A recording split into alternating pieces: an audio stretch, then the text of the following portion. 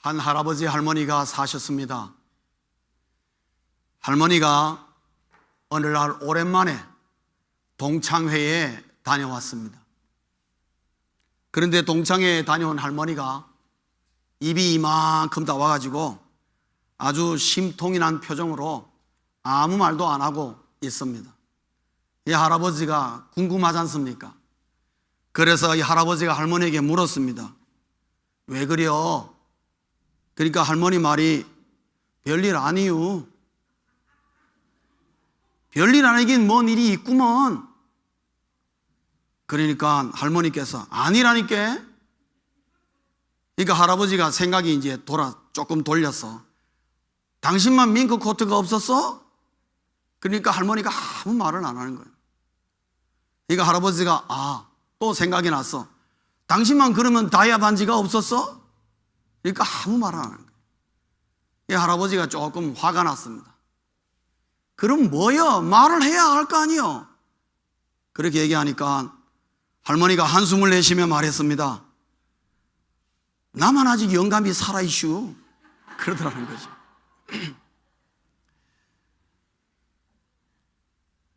뭐 웃자고 만든 이야기 아니겠습니까?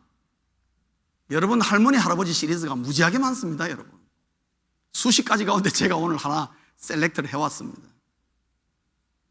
그러나 저는 이 유머가 참 재미있고 그냥 한번 웃고 넘어갈 만한 그런 소재라고 생각이 됩니다만은, 그러나 씁쓸한 한 면이 있습니다. 오늘날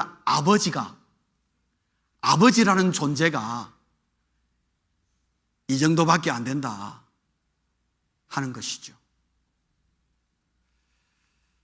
가정 속에서 아버지의 권위와 품격이 어디로 가버렸느냐 하는 것입니다. 저는 개인적으로 일단은 그 아버지에게 있다고 생각합니다. 오늘날 가정에 수많은 문제 가운데에 그 문제의 가장 장본인은 사실 아버지입니다. 여기 아버지들, 저를 비롯하여 아버지 많이 앉아있지만 오늘 아버지들 정신 좀 차리세요. 아버지가 가정의 문제 터성이에요. 자식이 문제가 아니고 아버지가 문제라 이 말이에요. 그래서 아버지라고 불림을 받는 여러분들은 오늘 이 말씀을 잘 들을 필요가 있습니다. 아버지가 제대로 서면요, 가정은 거의 문제가 없습니다. 여러분, 아버지의 권위가 오늘 땅에 떨어지는데, 요즘 세상에 아버지를 아버지로 보지 않는 자녀들이 얼마나 많은지 모릅니다. 여러분, 오죽하면 드라마까지도 나오겠습니까? 아버지를 싫어해가지고 꼴도 보기 싫고 아버지 이름도 거론하지 않으려고 하는 자식들이 많은 이유는 뭐냐? 자식이 문제가 아니고 아버지가 문제이기 때문에 그렇습니다. 그래서 아버지의 권위가 땅에 떨어져서 이제는 평생 함께 살았던 할머니의 입에서도 당신만 사라지면 속이 다 시원하겠다는 소리를 듣게 되는 그런 이 불쌍한 입장에 처한 것이 아버지라는 존재. 오늘 제가 읽은 성경 본문은요, 아버지에 대해서 뭔가 말하려고 하는 본문은 아닙니다. 오히려 하나님께서 아브라함의 믿음을 시험해보고자 하는 참으로 훌륭한 본문이죠. 그것이 원래 오늘 읽은 본문의 핵심입니다만은 각도를 좀 달리해서 오늘 이 본문 가운데 분명히 아버지가 나옵니다. 그렇지요? 그리고 아들이 나옵니다. 그래서 아버지를 우리가 보면서, 자식을 보면서 아버지라는 존재가 과연 무엇인지, 오늘 창세기 22장에서 말하는 이 아버지의 품격이 어떠해야 하는지를 오늘 이 아침에 다시 한번 깨닫기를 원해서 아버지를 가정에서 바로 세우고자 오늘 이 말씀을 드리는 것을 유념하셔서 아버지 되시는 여러분, 이 말씀을 잘 귀담아 들어줄 수 있기를 부탁드립니다. 어머니 되시는 분들은 주무셔도 돼요. 괜찮아요. 그러나 들어놓는 것이 나쁘진 않을 것입니다. 아버지라는 존재는 무엇이냐? 진정한 아버지의 권위와 품격은 어디서 오는 건가? 오늘 창세기 22장 1절부터 12절의 말씀은 두 가지를 가르쳐주고 있습니다. 아버지가 어떤 존재라는 것을. 첫째는요, 아버지는 에이전트라는 것입니다. 중개인이다 이 말이에요. 아버지는 중개인입니다. 오늘 본문에서 아브라함은 아버지로서 이삭에게 중개인의 역할을 합니다. 두 가지 면에서 중개인을 합니다. 첫째는 자식을 세상과 연결시켜주는 중개인이란 말이에요. 에이전트란 말이죠. 자식은 아버지라는 이름을 통하여서 세상을 연결하고 세상을 보는 눈이 뜨기 시작합니다.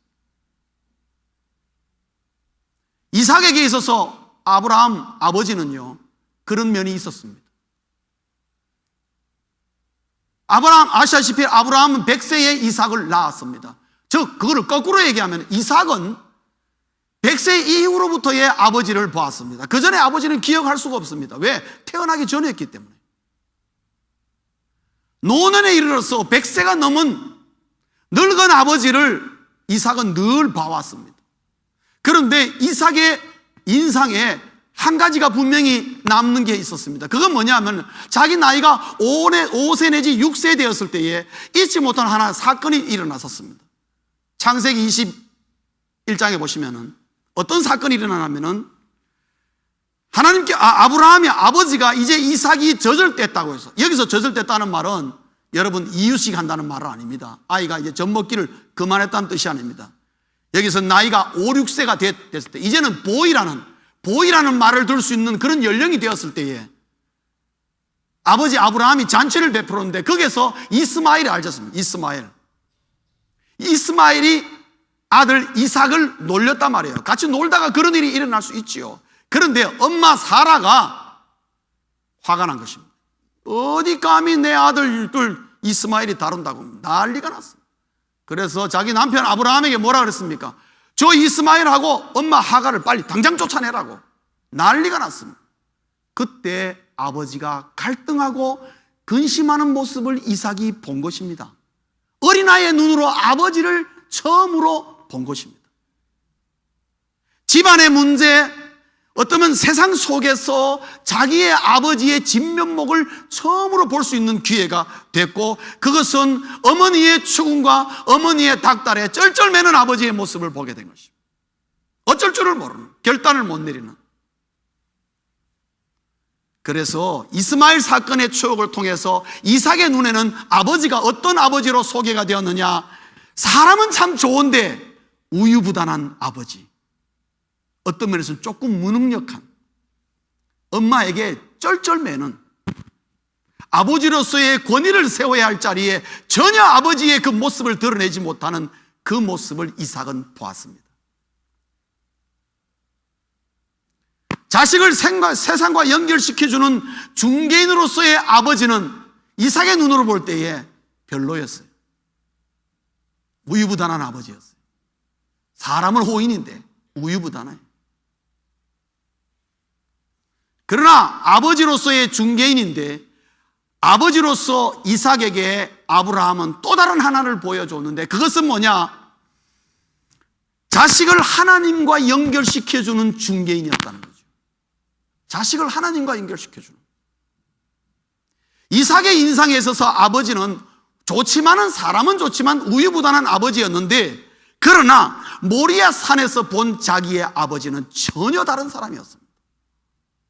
그에 이삭이 충격을 받은 거예요. 그것이 바로 오늘 창세기 22장에 있는 말씀입니다. 하나님 앞에서의 아버지는요, 전혀 다른 사람이었다는 거죠. 그동안 자기가 생각했던 아버지는 세상적인 눈으로 볼 때에 정말 좋지만은 우유부단한 아버지였는데, 모리아 산에서 하나님 앞에 서 있는 자기의 아버지를 볼 때에 아버지는 그런 아버지가 아니었어요. 오히려 이삭은 자기의 아버지를 통해서 하나님을 발견하게 되는 계기가 되는 것입니다. 저는 개인적으로 이삭이 언제 하나님을 만났을까? 모리아 산에서 만나요. 창세기 22장. 자신을 하나님께 최초로 소개한 사람이 누구였느냐? 이삭에게서는 아버지였습니다. 아버지를 통해서 하나님이라는 분이 있는 거구나. 자신을 하나님께 최초로 인도한 사람이 누구였느냐? 이삭에게 있어서는 자기 아버지였습니다. 아버지가 중개인이었습니다. 이삭은 아버지를 통하여 하나님을 대면하게 된다, 이 말씀이죠. 이거 그래도 자꾸 찍찍거리네. 영기 형제님, 내가 이거 이게 낫죠? 예. 이삭은 결국 아버지 아브라함의 중개로 하나님을 알게 된다는 거죠. 그럴 때에 이삭에게 있어서의 아버지라는 존재의 그 이미지가 완전히 바뀌는 걸 볼 수 있습니다. 이제는 우유부단한 아버지가 아니에요. 이삭이 아브라함을 존경하게 되고 아브라함을 자기의 아버지로 자기 인생의 모델로 따라가게 된 계기가 뭐냐? 창세기 22장에서 아버지를 통해서 하나님을 만나게 되는 것입니다. 사랑하는 아버지 여러분, 아버지가 자식에게 하나님을 중개해 줄 때에, 하나님을 소개하고 하나님을 인도해 주고 하나님을 대면하게 해줄 때에 아버지의 품격과 권위가 살아난다는 것을 잊지 마십시오. 다른 데 있는 게 아닙니다. 세상적으로 아버지의 권위가 세상적인 것은요, 자칫하면 폭력밖에 되지 않습니다. 우리가 아브라함과 이삭을 잘 주목해 볼 필요가 있어요. 아브라함의 아버지로서의 이삭의 눈으로 볼 때는 별로였어요. 뭐 그렇게 다른 아버지들과 별반 다를 바가 없었어요. 그러나 그 아버지의 그 존경과 독특함의 그 권위가 어디서 나오느냐? 아버지가 하나님을 딱 소개해 줄 때에 이삭의 마음이 완전히 돌아선 것입니다. 아, 내가 믿는 하나님을 나도 만나는구나. 심지어 아버지가 자식을 죽이려고 칼을 드는 그런 순간이 있었음에도 불구하고 이삭은 전혀 그것을 통해서 아버지를 탓하지 않습니다. 아버지가 나를 죽이려 하다니 이렇게 말한 적 없습니다. 오히려 그것을 통해서 이삭은 평생토록 하나님을 만나는 자로 살게 되는 것을 볼 수 있습니다. 이걸 어디서 배웠을까요? 아버지가 하나님을 이삭에게 중개했기 때문에 그렇습니다. 아버지란 존재는 어떤 존재입니까? 하나님을 중개하는 자라요. 아버지는 하나님을 중개하는 자예요. 두 번째로 아버지는 어떤 존재인가? 아버지는 경외자라는 것입니다. 오늘 본문을 통해서 아브라함이 아버지로서 이삭에게 보여준 것은 단순히 하나님을 소개한 것으로 보내 끝난 것이 아니라 한 단계 더 나아가서 아버지로서의 하나님을 경외하는 모습을 보여줬습니다. 이삭이 본 아버지의 모든 것은 하나님을 경외하는 곳에서 나왔다는 걸 알게 되었습니다. 하나님을 경외한다는 것은 말로 되는 것이 아니고, 아브라함은 이삭에게 하나님을 경외하는 말이 오늘 본문에 한마디도 없지만은 처음부터 끝까지 아브라함이 취한 행동 하나하나가 이삭의 눈으로 볼 때에 정말 하나님을 경외하는 자의 모습이었고, 하나님을 경외한다는 것은 저렇게 하는 것이구나 하는 것을 이삭의 눈으로 보게 된 것입니다. 아브라함이 의도를 하였건 의도를 하지 않았건 간에 아브라함은 아버지로서 이삭에게 무엇을 보여줬느냐? 하나님을 경외하는 자의 모습을 보여준 것입니다. 아버지는 우유부단한 사람인 줄 알았는데 이삭의 아버지는 하나님 앞에 딱 서니까 아버지에게 있어서 하나님은 절대적인 존재라는 걸 보게 된 거죠. 아버지는 적어도 하나님 앞에서만큼은 결코 우유부단한 사람이 아니라는 것을 이삭이 발견하게 된 것입니다. 그래서 오늘 창세기 22장을 통해서 이삭은 하나님을 경외하는 아버지의 모습을 통해서 하나님을 경외한다는 것은 무엇인지를 배우게 되는데 세 가지를 배우게 됩니다. 첫째는 뭐냐 하면은, 하나님을 경외하는 자는 하나님의 명령에 불평하지 않는구나. 이삭의 눈으로 본 아버지는요, 하나님의 명령을 받았음에도 한마디 불평하지 않았습니다. 자식을 묶어가지고 칼을 드는 순간까지도 하나님을 원망하지 않고 단 한마디 하나님을 말씀하지 않았습니다. 전혀 불평하지 않았어요. 하나님을 경외하는 사람은 저렇구나. 이삭은 눈으로 본 것입니다. 또 하나는 하나님을 경외하는 아버지의 모습은 하나님의 명령에 즉각 순종하더라는 거죠. 새벽에 일어나자마자 아버지가 아들을 깨워가지고 함께 갔습니다. 이삭은 처음에 어디로 가는지도 몰랐고 뭘 하러 가는지도 몰랐습니다. 그냥 아버지를 우두커니 따라만 가고 있는데 아버지 아무 말씀이 없습니다. 가만 보니까 뭔가 제사를 지내러 가는 것 같은데 한없이 갑니다. 답답해서 이삭이 물었지 않습니까? 아버지, 우리가 보니까 제사를 지내러 가는 것 같은데 재물이 없네요. 물었습니다. 하나하나가 이삭에게서는 참으로 중요하게 각인되었는데 뭐냐? 하나님을 경외하는 자는 하나님의 명령에 즉각 순종하는구나. 서서히 이삭은 깨닫게 됩니다. 세 번째로 하나님을 경외하는 아버지의 모습은 경외자는 하나님의 말씀에 흔들림 없는 믿음을 보여준다 하는 것입니다. 흔들림 없는 믿음. 이삭도 압니다. 자기가 아버지의 엄마의 품에서 어떻게 태어났다는 거, 100세에 얻은 자식이고 자기가 정말 금지 오겹으로 크고 있다는 것을 이삭도 알지 않겠습니까?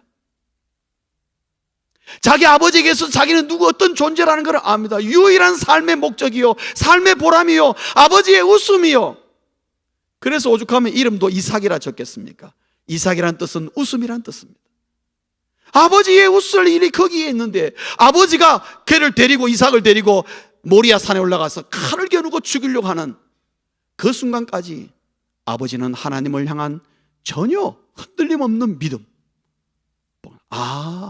하나님을 경외하는 자는 하나님의 명령에 불평하지 않고 하나님의 명령에 즉각 순종하며 하나님의 말씀이 심지어 자기 자식을 죽이라 하더라도 그 믿음이 흔들림 없는, 자기가 사랑하는 독생자 아들보다도 하나님을 더 신뢰하고 믿는 아버지의 모습을 보며 하나님을 경외하는 자는 저렇게 하는 것이구나. 아버지로서의 아브라함은 하나님을 경외하는 모습을 통해서 아들에게 신앙이 무엇인지를 확실히 보여준 것을 봅니다. 그 순간 아버지로서의 권위가 서는 것을 볼 수 있습니다. 이삭은 아버지를 정말 존경했습니다. 아버지처럼 살려고 했습니다. 그래서 아버지로부터 아름다운 이 모습을 보았기 때문에 이삭은 평생 사는 동안에 별 문제가 없었습니다. 그래서 성경에 보면 구약에 이삭의 내용이 짧게 나오는 것은 어떤 면에서는 굉장히 좋은 것입니다. 이삭의 삶에 흠잡을 만한 것이 없었단 말이죠. 왜? 좋은 아버지의 밑에서 이 믿음의 연단의 순간에 아버지를 통해서 하나님을 만나고 하나님을 경외하는 것이 무엇인가를 이삭은 봤습니다. 그대로 따라한 것이죠. 그러나 여러분, 야곱은 달랐습니다. 야곱은 12아들들에게 그거 제대로 못 보여줬어요. 야곱이 보여준 건 뭡니까? 순전히 속이고 거짓말하는 거 보였어요. 그러니까 자녀들이 끝까지 아버지 거짓말하고 속이고 자기들끼리 싸우고, 요셉은 야곱의 신앙으로 말미암아 요셉이 신앙에 세워진 것이 아니고 그거는 완전히 고생하면서 배운 것이 요셉의 신앙입니다. 여러분, 비교가 되지 않습니까? 왜 이삭이 신앙이 이렇게 좋았으며 순탄했는가? 그 이유는 창세기 22장에서 발견할 수 있습니다. 아버지라는 존재는 결국 하나님을 경외하고 하나님을 알려주고 하나님을 사랑하고 경외하는 모습을 통해서 여호와 이레를 보여준다는 것입니다. 왜 아버지가 자식에게 여호와를 경외하는 자의 모습을 보여줘야 되느냐? 그럴 때에 하나님이 아버지에게 여호와 이레를 보여주기 때문에 그렇습니다. 여호와 이레라는 것은 뭡니까? 하나님께서 준비하신다는 겁니다. 이삭은 모리아 산상에서 아버지를 통해서 하나님이 어떤 분이신가를 만나게 되고 하나님을 경외하는 모습을 보며 아버지의 인생은 하나님께서 책임지시며 하나님께서 이끌어가는구나, 이게 여호와 이레구나, 하나님을 경외하는 자에게 여호와 이레가 따라오는구나, 이삭은 눈으로 보았습니다. 그것은 결국 이삭에게도 자기가 하나님을 경외할 때에 자기에게 언제나 여호와 이레가 따라올 것을 확신하게 되고, 하나님께서 내 인생을 책임지고 내 인생을 준비하는 것만큼 확실한 인생은 없다. 그 인생에 무슨 불안과 두려움과 근심, 염려가 있겠느냐? 왜? 여호와 이레의 하나님이 함께 하시는데 뭐가 문제겠느냐? 그래서 이삭은 좋은 신앙을 우리에게 보여줄 수가 있었습니다. 말씀을 정리하겠습니다. 아버지는 어떤 존재냐? 정리를 하면 아버지는 하나님의 위임받은 대리자라는 거죠. 하나님의 대리자다 이 말이에요. 아버지 여러분 꼭 기억하십시오. 아버지라는 존재는 하나님의 대리자라 이 말이에요.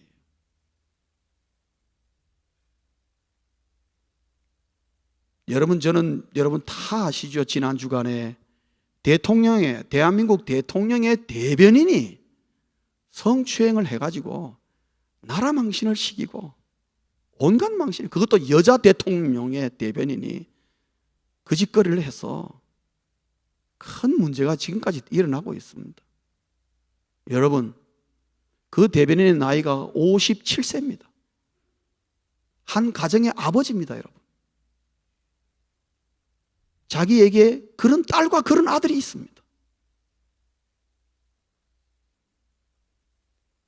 그 사람은 이제 대통령의 대변인을 사표내는 게 중요한 게 아니고 그 가정에서 가장으로서의 권위가 서겠습니까? 그 자식들과 아내가 그 사람을 자기가 아버지요 남편이요 따라오겠습니까? 저는 그것이 더 걱정인 것입니다. 오늘날 대한민국이 얼마나 성적으로 추잡하고 더러워졌는지 그 자리에 서 있는 사람을 보면 거의 다 아버지들이라는 것을 아셔야 돼요. 하나님의 대리자라고 하라고 하나님이 세워준 아버지라는 것을 그렇게 더럽히고 그렇게 모독하고 추하게 만드니 어떻게 가정이 올바로 설 수 있겠느냐 이 말입니다.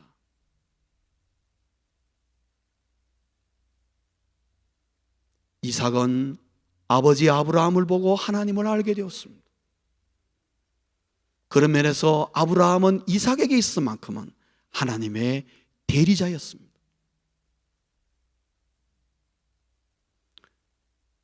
오늘의 아버지는 자꾸 세상만 소개하는 아버지가 되기 때문에 권위를 잃어버리는 것입니다. 세상을 소개하면은 아버지나 아들이나 엄마나 자식이나 다 비슷비슷합니다. 뭐 내놓을 거 뭐 있겠습니까? 그러나 오늘 아버지는 늘 자식들에게 뭐 공부 잘해라, 뭐 해라 세상적인 것만 계속 소개해 나갑니다. 아버지의 권위를 거기서 세우려고 하지 마십시오. 거기서 아버지의 권위 세울 거 하나도 없습니다.